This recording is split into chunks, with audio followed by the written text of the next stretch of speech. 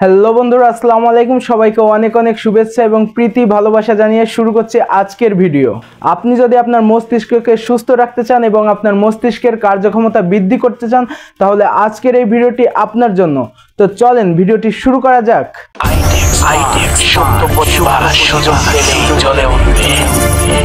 Viewers, অনুগ্রহ করে চ্যানেলটি ফলো অথবা সাবস্ক্রাইব করে দিবেন, যাতে করে এই ধরনের ভিডিও সবার আগে আপনি দেখতে পারেন।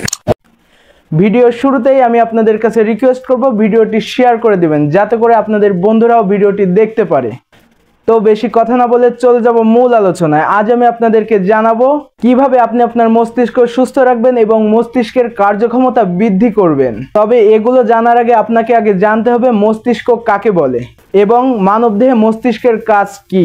সহজ বাংলায় বলতে, দেহের যে জিনিসটা সমস্ত কার্যাবলী নিয়ন্ত্রণ করে সেটাকে ব্রেন অথবা মস্তিষ্ক বলে। তাহলে বোঝেন এই ব্রেন অথবা মস্তিষ্ককে সুস্থ রাখার গুরুত্ব কত।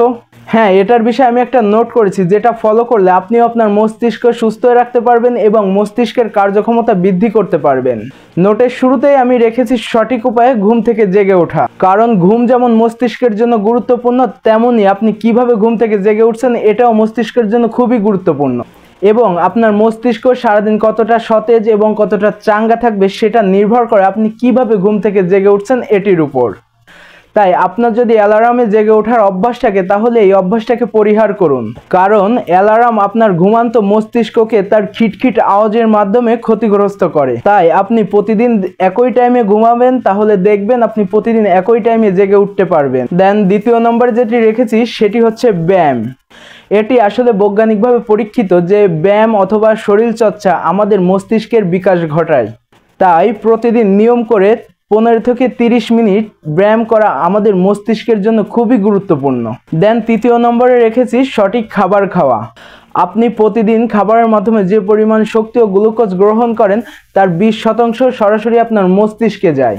তাই মস্তিষ্ককে সুস্থ এবং মস্তিষ্কের কার্যক্ষমতা বৃদ্ধি করার জন্য আপনার সঠিক সময়ে খাবার গ্রহণ করতে হবে এবং সঠিক খাবার গ্রহণ করতে হবে। চতুর্থ নম্বরে রেখেছি নতুন চ্যালেঞ্জ নেওয়া।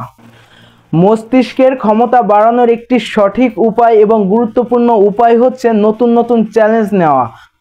যেমন ধরেন নতুন নতুন কিছু শেখা, এই ধরনের কোনো বিষয়ের উপর চ্যালেঞ্জ নেওয়া। দেন সর্বশেষ 5 নম্বরে রেখেছি ঘুমাতে যাওয়ার আগে মন খুলে কথা বলুন এবং আপনার মনের ভাব প্রকাশ করে তারপরে ঘুমান। সো বন্ধুরা, আমার দেওয়া এই 5টি টিপস যদি আপনি ফলো করে আপনার অভ্যাসে পরিণত করতে পারেন, তাহলে আপনি আপনার মস্তিষ্ক সুস্থ এবং মস্তিষ্কের কার্যক্ষমতা বৃদ্ধি করতে পারবেন। আর আপনার মস্তিষ্কের কার্যক্ষমতা যদি আপনি বৃদ্ধি করতে পারেন, তাহলে আপনি একজন লিজেন্ড হয়ে উঠবেন। সো আজকের ভিডিওটি এই পর্যন্তই। দেখা হবে অন্য কোনো ভিডিওতে। আল্লাহ হাফেজ।